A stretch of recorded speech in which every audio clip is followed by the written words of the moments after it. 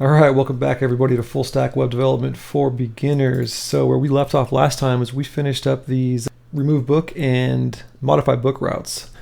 So let's move on from there and come back down here to the code. Let's come into books.js, and I wanted to modify kind of how we're handling our messaging here and just kind of refactor things to be a little bit more consistent. So here in the home route, let's go into our if error and let's create a let message variable, and we'll set that equal to this string here. So go ahead and cut and paste that, store that into our new variable, and then we'll say let message type, and it's going to be a type of danger. And then we also don't need to pass in the empty books array here. In fact, we can get rid of all this stuff we're passing into our template and just pass in the message and message type. All right, then let's come down to our search books route. There's actually a few things I want to do here. So first things first, up at the top, let's create our let message variable, and we'll say please enter a search term before attempting a search. And then we'll say let message type equals, and we'll just start it off at danger, and then we need to put in a check here, and let's just ensure that our users are not sending us blank searches. So if the book search query term is not present, right, so the exclamation point there, which means if our users try to send us a blank search, let's not return everything in our database. Let's instead say message and message type. So we'll just quickly render back the books template and pass in our message and message type, letting them know that they need to first enter a search term. Okay, if they do enter a search term, so in this else clause, let's go ahead and cut everything else we have and paste it inside of there, fix the indentation, and then we also need to work on some of the messaging here. So down in our error check, let's do message equals, and let's cut all of this whole string here, cut that, paste into our message variable, and then we will just pass in again message and message type. So this will keep our messaging consistent between our routes. All right, so let's come down to the add book route. And this is going to be, so if we first look kind of what we're doing with the add book route, if we come down to the insert book route, we are redirecting our users to the /add book route and passing a query parameter. So let's see how we can pull that out up in the add book route and add some messaging to it. Okay, so up here at the top, let's do let message type equals, and then I'll bring it down and let's say rec.query .success. If this equals the string 1, so don't forget the quotes, we'll set it to success. Else if rec.query.success equals string 0, it'll be danger. Else false. And then underneath that, we'll just create our message variable and leave it blank for now. Okay, come down here into the error check, and we'll do message type equals danger and message equals, and then we can just go ahead and cut this string and paste it into there, and then similarly up above we just pass in message and message type. Okay, and then down here in our template, or right above our template data object, we'll do message equals, and then let's check what the message type is. So is the message type equal to danger? If it is, we're going to say there was an error trying to add this book. Please try again. Else, this book has been added to your library. Okay, perfect. And then in our template data, we'll just pass the message and the message type to our template there. Okay, and then we're going to have to do that for the update book route as well. It's going to be very similar to this. So I'm going to copy this stuff. Let's go down to the update book route. So yeah, and then up at the top, we will paste in all of this, and then scroll down a bit here, and then when we do the error check, Under console.error, we'll do message type equals danger, and message equals, and we can just, again, cut that string and paste it into our variable and pass in message and message type. Okay, and then down here above the template data, we'll do message equals message type equals danger. If it does, then it's going to be there was an error trying to update this book. Please try again. Else, and then we're going to pass in the title of the book, which is stored in results 00. So I'll copy this. Oops, let's make that a template literal string. So let's do a concatenation. Results 00.title, and then space has been updated. Okay, and then similarly, let's pass those into our template data object message type. Okay, so now that we have all of our messaging properly being sent back to the client side in the response, let's see how we can get that to display on the screen. So let's come over to addbook.hbs, and down here at the bottom right, after the form tag, right after the closing form tag, let's do a if message type, right? So if we have a message type and then close the if, we need to display a message. So, well, before I type that in, let's actually just pull up. I have the Bootstrap documentation here, and I just went to components and alerts, and we're basically just going to add this exact alert here that has a close button. So this is all the code. I already have it copied, so I'll just go ahead and paste it in, and it's basically going to be in between this if check. It'll be div class equals alert, and then we're going to do alert hyphen whatever the message type was, which could be danger or success. Then we'll print out the actual message text, have the close button, and there's our alert. Save that, and let's just copy this.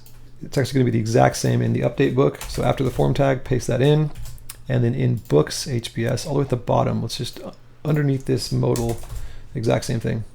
Paste that in. We have some alerts. Okay, and then let's go to our style sheet and let's add some CSS in here to put those alerts up at the very top of the page, kind of hovering over everything else. So down here at the very bottom above our media query, let's do .alert, because they all have that class, and we'll say position fixed 10 pixels from the top of the screen, left 0, right 0, width 90% of the screen, margin 0 auto, so it's horizontally centered, give it a z-index of 3 and a box shadow of 0, 1 pixel, 10 pixels, 0, and then color of AAA. Save that. Let's go down here. Let's do a Control-C, stop our server, npm start it back up. Let's see if those alerts worked. Okay, so let's go to the browser. Let's do a refresh, and let's add a new book to our library. So I'll just say test book, author name, test book, title. Okay, add book, and there it is. This book has been added to your library. It's kind of front and center. It's floating over everything. It's pretty hard to miss. That's perfect. However, it just kind of stays on the screen until the user clicks this to close it, which is kind of annoying. Let's see if we can do some kind of like 4-second timer to automatically remove that alert from the screen. Okay, so since this JavaScript code we're about to write is going to be reused quite a bit, let's add another JS file in here. So in the public JS directory, add a new file called utilities.js, and this is going to kind of hold all of our, constantly reused functionality that we're using quite a bit. So first of all, we're going to need to require jQuery. So const $sign equals require jQuery. We're going to use that a little bit, and then let's do const self equals module.exports, and then in here let's do an alert timeout. Set that set that equal to null. And the reason we're kind of doing this const self equals so that when we're inside of this module.exports object, functions inside of it can refer to sibling functions. And we'll see kind of what I mean later on in this video. So all right, let's add a remove alert function. And this will accept an optional callback function. So that'll be the one argument. And then first things first, we're going to clear any active timeouts. So we'll do self.alert timeout. And that's how we're kind of able to access alert timeout from within the remove alert function, is by using self.alert timeout. And then we're going to basically do self.alert timeout equals set timeout, which is going to create a new timeout. So add a callback function there. And then we'll use jQuery to grab the .alert, and we'll just call the alert method on it and pass in close. And that's Bootstrap's way of closing their alerts with JavaScript. In fact, if we go back to their documentation, you can see they have this kind of functionality, and they have .alert close. So we're using that to just kind of get rid of the alert automatically. So let's go back to the code. Let's finish this up. So we have set timeout alert close, and then underneath that, let's do, if we did get a callback passed in, let's run that callback function. And let's do this after about 4 seconds, so 4,000 milliseconds. Okay, so there's one other thing we need to do. Okay, so let's go back to script.js here. And up at the very top, first things first, we can get rid of this console log. We don't need a console log jQuery anymore, but we do need to import our new utilities JavaScript. So const utilities equals require ./utilities. Okay, so import that, and then up here at the top, we're going to just add I'll add a comment, and this is going to be remove any visible alerts on page load. So we'll do a window.onLoad equals function utilities.remove alert. So we're just calling our new remove alert function, which is in our utilities JavaScript, and we're calling it on page load. Save that. Let's come down here, do a Control-C to stop the server, npm start to start it back up. Pull up the browser, and let's do so since we're already passing in this success equals 1, we can just refresh the page, and there's our alert. And let's see, in a few seconds, there it goes, it's gone. Okay, and then if we go back to search here, so we already put a check on the server side to make sure that they're not passing any blank search terms. But it's a little bit not as good of a user experience that way, because if I do a search here without a search term, it kind of refreshes our page, shows the alert, but then all of my search results here are gone. So we really should put that null search term check client side as well. So let's look at how we can do that. So I'm going to come back down here to the code, and let's go back into books HBS, our handlebar template up here, and let's add a form. Or let's add an ID attribute to our form tag, and it'll just be search books form. So we've been calling out to this form tag quite a bit in our CSS, but let's just use the ID instead. So search books form, and then we also need to add a click event to our search books submit to check whether or not they added a search query. But first off, let's go to our style sheet here, and let's look for that form tag. So if I just type in form, so here's one of them. Let's just replace this with our hashtag now. It's a little bit of a better way to select elements. And was that the only one? That was the only one. Okay, so go ahead and do that quick replace. And now let's add a click event to our search books submit. So I'll copy this, come back to script.js, and come down here. And right up here, let's just do $, paste that in. We'll do .on click, and then event. Pass that into the callback function. And the first things first, we'll do event.prevent default. And this is going to prevent our form from doing like an automatic submit.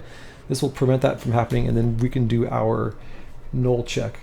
So I'll just add a quick comment here, prevent form from automatically submitting.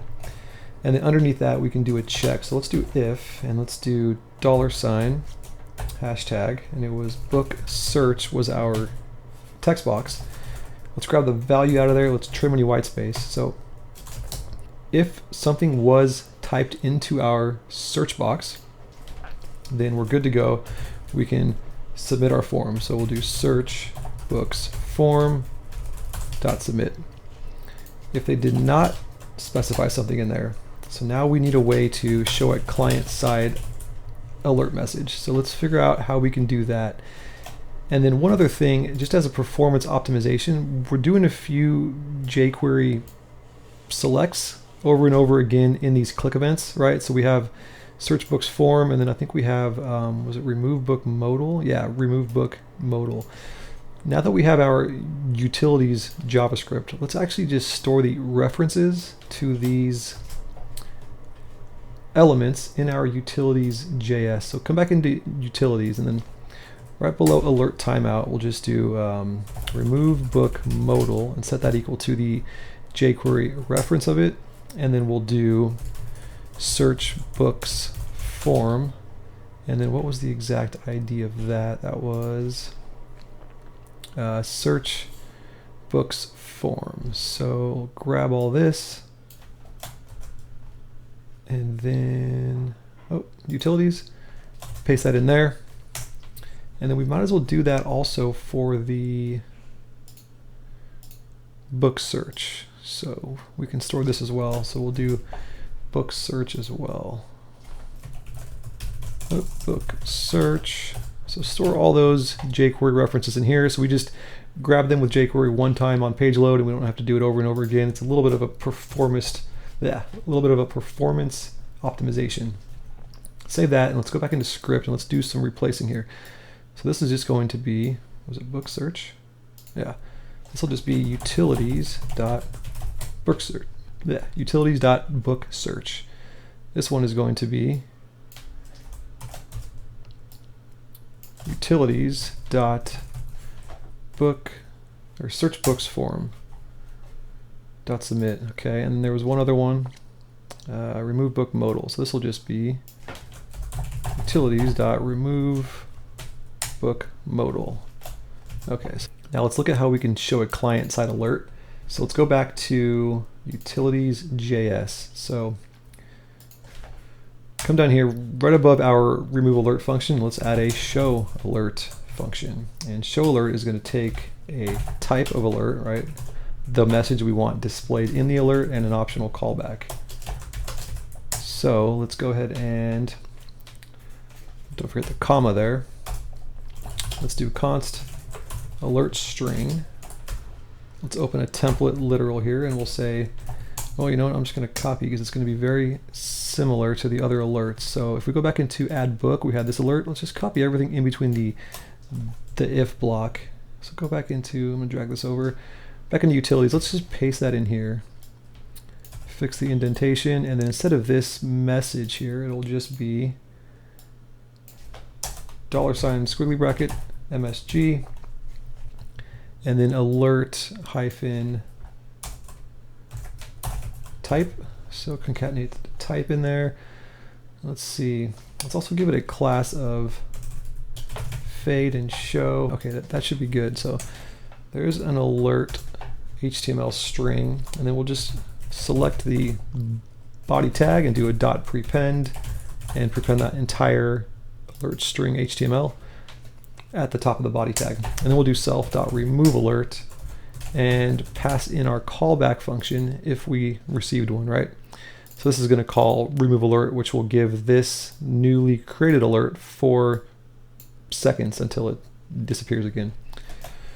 Okay, so save that. Now let's go back to script.js, and down here in our else clause, now we can do something like utilities.show alert, and this will be a danger, and then the message is going to be please enter a search term first, and we're not going to pass a callback.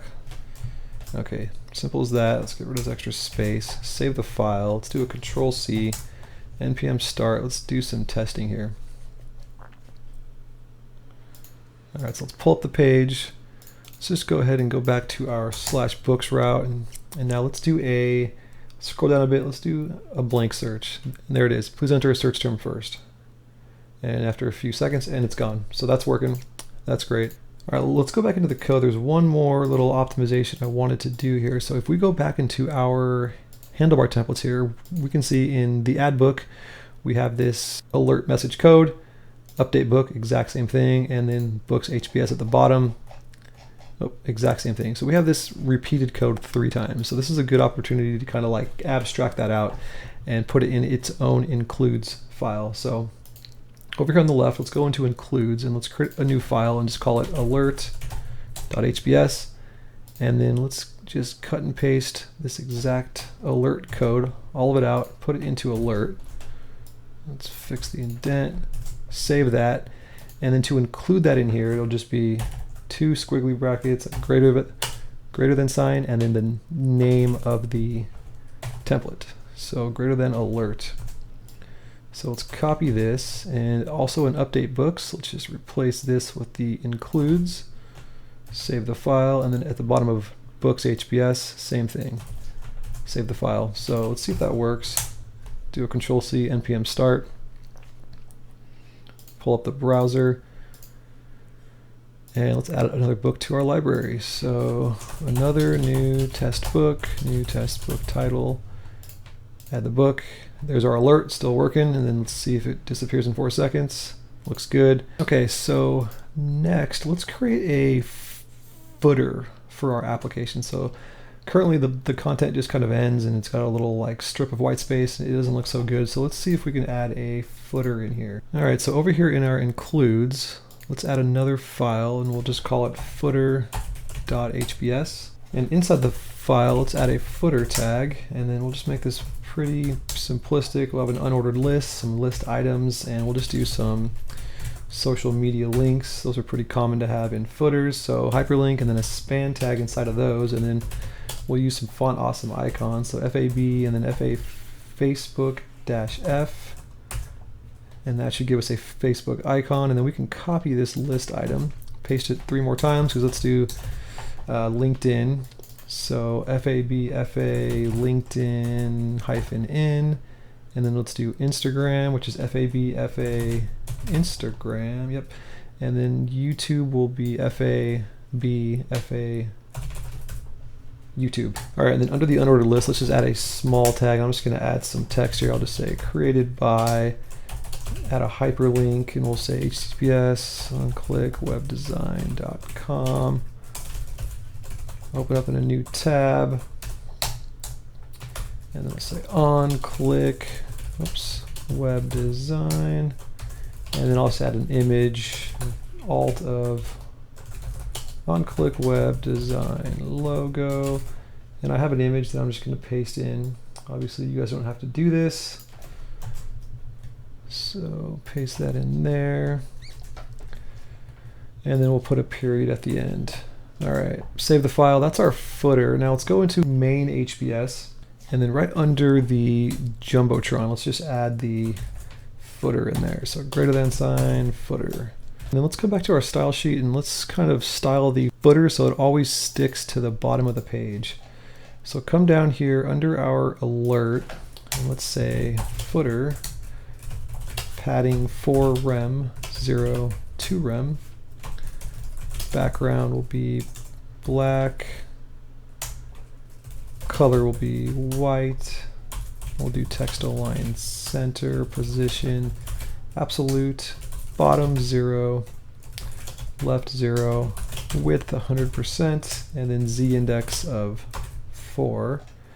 And then let's also select the unordered list inside of the footer, and we'll say margin bottom 3 rem, give it some spacing, and then font size 1.75 rem. Let's just copy this, paste it twice.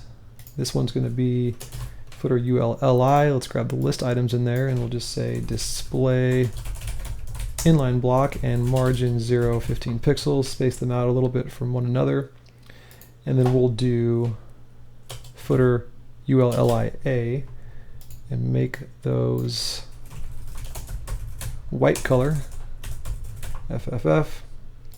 And then finally footer and then small, and then we'll grab that small icon in there and say width 23 pixels, background white, and border radius 20 pixels. Okay, and then also up at the very top of this file, there's a few things I wanted to add up here. So let's go ahead and come down here and let's target the HTML tag, and we'll just say height 100%. This is just to make sure it spans at least the entire height of the screen. And then the body tag will be position relative, padding bottom of 210 pixels, and this is so that we have room for that footer to always be stuck to the bottom. And then min height will be 100%. This is for if we have not a lot of content on the page, the footer will still go to the bottom and not come up a little bit. So that should look a little bit better. And then while we're up here, let's go ahead and just target all of our unordered lists, and we'll just say list style type none and padding 0. So let's get rid of those browser defaults. Let's come down here, and then right underneath the logo, let's also target that Jumbotron div, and we'll say margin 0, and let's change the background to white rather than that kind of off gray color that we had before.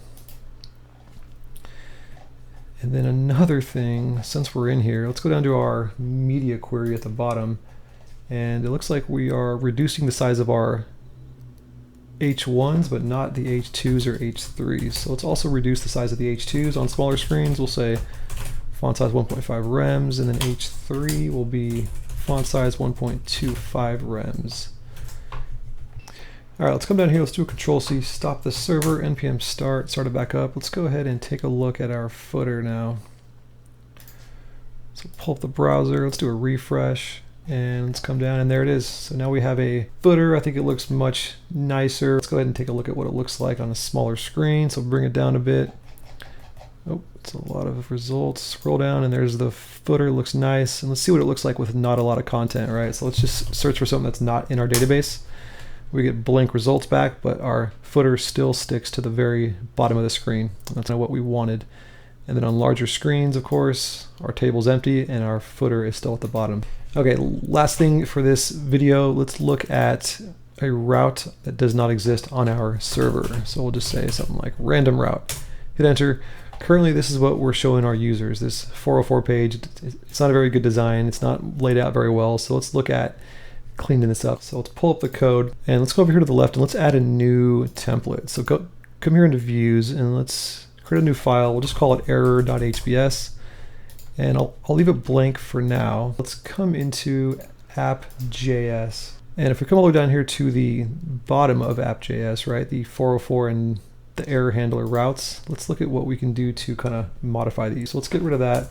Open up a template literal, and let's do the requested URL, and then we can actually append which URL our users are trying to request with rec.original URL. So that comes in the request from the client, so we can put that, and then we can say was not found on this server. That's all we know. Take a page out of Google's book. So that'll be our new error. The status is still 404, but now instead of sending back just a few of these tags here, right, we can basically just get rid of all of this, and we're now going to want to render our new handlebar template here that we just created. So let's do error.status, and let's set the status to whatever it is, or if it doesn't exist, we'll default to 500. And let's do res.status, set the status, and render the error template, and pass in the ERR object, which contains all of the information about whatever error might have happened. Save this file, and let's go into error.hbs, and let's add a section tag, and we'll say ID. Well, actually, before I do this, there's actually an image that I wanted to pull over. So I have an image that I want for the 404 page. I downloaded it for free on the internet. I'm just going to copy it into the image directory, burning book. So I'm going to use this for the 404 page. Section ID, I'll just call it burning book, class of container, and then inside of it, let's do an H1. And this is going to be where we'll print out the status. So error.status, and we'll say colon, that is an error. And then in a pre tag, we'll do the message. So error.message. And then in a new div, let's create a hyperlink that goes back to the home page with a class of button, button primary, and button large. And we'll say go back to your home. And then underneath that, we'll do a H2 and say or. And let's give them the option to go to one of their routes, right? So let's add an unordered list, list item, and then inside we'll have hyperlink, and this one will go to the /books route, and it'll be class button, button light, button large, and books. So copy this 3 more times, and then the next one was what? Music, movies, and then comics. So music, movies, and comics. So they can also choose to come somewhere else into the app from this page. So, all right, let's add some custom CSS. So we'll add a style tag, and then inside, let's just target the whole Jumbotron. Jumbotron. And I'm going to say background, and let's set it to that URL of that image. So /static image burning book .jpg, and then top, center, no repeat, and then background size cover, position absolute, width 100%, top 0, left 0, height 100% of the screen, and then z-index of 6. So we kind of want the whole page to be covered with that burning book image. And then Jumbotron, let's use a pseudo selector, so the colon after, and then we'll do background RGBA 0, 0, 0, 0.6. This is going to give it kind of like a little translucent fade on top of the image. So this will be position absolute, top 0, left 0, content, the empty string so it shows up on the page, width 100%, height 100%. And why is this width a different color? Oh, that's why. Make sure that is a semicolon there. Okay. And this will be a z-index of 7. All right, so next let's do the burning book. So hashtag burning book, and we're going to actually call out to this a lot. So let's go ahead and just copy this. I'm just going to preemptively paste this a bunch of times because we're going to be calling out to this a lot. So the first one is just going to be the burning book element itself. So position absolute, z-index of 8, color of FFF, top 25%, margin negative 50 pixels on the top, auto on the right and the left, 0 on the bottom, left 0, right 0, and max width of 750 pixels. The next one is going to be the burning book H2 tag, margin 2, rem 0, and then next will be the burning book and then the pre tag, and this is going to be margin 2, rem 0, background EF, width 100%, white space, pre-wrap, padding 20 pixels, and word break word. All right, so next will be button primary. This is going to be width 100%, text align center, and font size, 1.75 rem, so we'll make that button a little bit larger. Next is going to be the unordered list, so UL, we'll say display flex and justify content space between. Next will be the ULLIA, so the hyperlinks in there, which are our buttons. Set those to a width of 140 pixels each. And then we also need some CSS for smaller screens. So let's do @media, max width 650 pixels, and then let's go ahead and cut this, paste it into our media query, and copy it a few more times because we're going to reuse this quite a bit in here as well. Okay, so first one will just be the burning book container element, so top 2 rem, margin top 0. Next is going to be the unordered list, so on smaller screens we don't want it to behave as a flex box, so we'll set it back to display block, and then next we'll grab the LIs, and this is going to be margin top 1.25 rem, and then next we'll grab the ULLI first child.